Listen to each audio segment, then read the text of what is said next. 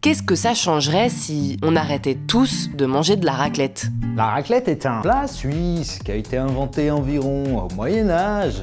Pardon à toute la Suisse pour cet accent. Et qui consiste à faire couler du fromage fondu sur des patates et de la charcuterie jusqu'à ce que mort s'en suive. Malgré le fait que ce soit extrêmement délicieux, la raclette est un véritable attentat culinaire pour la planète. En effet, la raclette est principalement composée de fromage à raclette. Or, le fromage est constitué à partir de vaches qui passent leur temps à lâcher des qui contiennent du méthane, qui est un gaz qui réchauffe l'atmosphère. Sachant que selon une étude du cabinet marketing Nielsen, chaque foyer français achète chaque année 2 kg de fromage à raclette. Sachant parallèlement à ça que selon une étude menée en 2019 par l'ADEME et l'INRA, les vaches laitières émettent à peu près 23 grammes de méthane par litre de lait qu'elles produisent, à cause qu'elles lâchent des énormes... Parallèlement à ça, selon l'association Raclette Suisse, il faut 10 litres de lait pour produire 1 kg de fromage à raclette, à l'aide d'un produit en croix que tout le monde sait faire.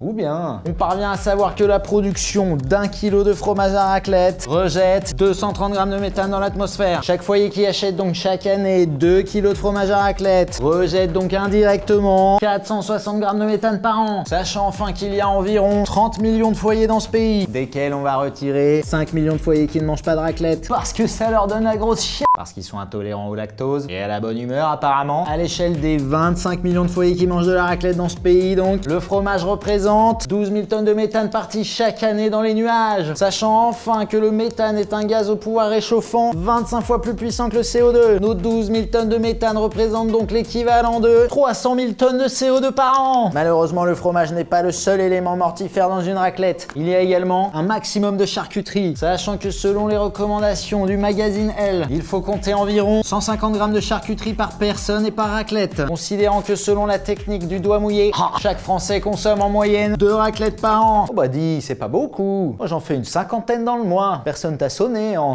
On veut pas tous mourir d'une crise cardiaque à 30 ans. Donc n'entraîne pas les autres dans ta chute. J'arrive plus à m'arrêter de faire cet accent suisse. Très mal fait. On part sur le belge un peu là. Ainsi que sur l'allemand. J'adore la saucisse de Fribourg. Cela nous donne donc 300 grammes de charcuterie par personne et par an. Si l'on enlève de la population française les végétariens, les croyants qui ne mangent pas de porc et tous les gens qui ont la grosse cela nous donne approximativement 50 millions de consommateurs de charcuterie en France, ce qui représente 15 000 tonnes de jambon cru englouti chaque année à des fins de raclette. Sachant maintenant que la charcuterie dégage beaucoup de gaz à effet de serre, notamment parce qu'avant de devenir un jambon cru au bon goût de notre enfance, un jambon cru est avant tout un cochon qu'on a dû élever, puis assassiner, puis faire maturer son cadavre en chambre froide, puis faire sécher dans un séchoir pendant de nombreux mois, et puis transporter en camion jusque dans le ventre de Martine, qui trouve qu'il y a quand même un peu trop d'arabes en France. Sachant que selon la base de données Agribalise, 1 kg de jambon cru rejette 14 kg de CO2 dans l'air. Nos 15 000 tonnes de charcuterie annuelle représentent donc un total faramineux de 210 000 tonnes de CO2 par an. Ainsi, pour récapituler, si l'on additionne les émissions du fromage et de la charcuterie, on obtient le montant titanesque de 510 000 tonnes de CO2 par an à cause de ce plat délicieusement maléfique, soit environ 0,1% de l'empreinte carbone totale de la France, ou encore le même pourcentage de gens qui connaissent le nom de la capitale de la Suisse.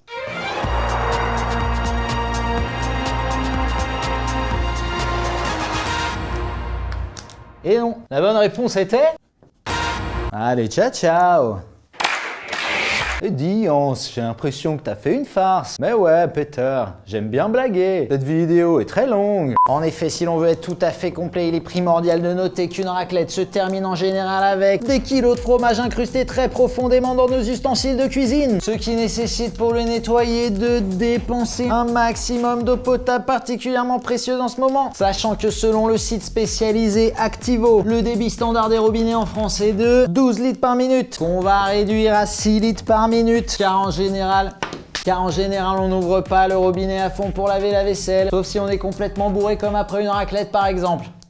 Du coup, on va garder les 12 litres par minute, sachant que selon une étude produite dans ma tête, une vaisselle post-raclette prend environ 10 minutes. Nos 2 raclettes annuelles représentent donc une dépense d'eau totale de 240 litres d'eau par foyer et par an. À l'échelle des 25 millions de foyers de France qui effectuent des raclettes, cela nous donne 6 milliards de litres d'eau par an, soit l'équivalent de 2400 piscines olympiques d'eau potable rien que pour écurer du fromage qui sent la mort. Allez hop, Suisse, et à bientôt.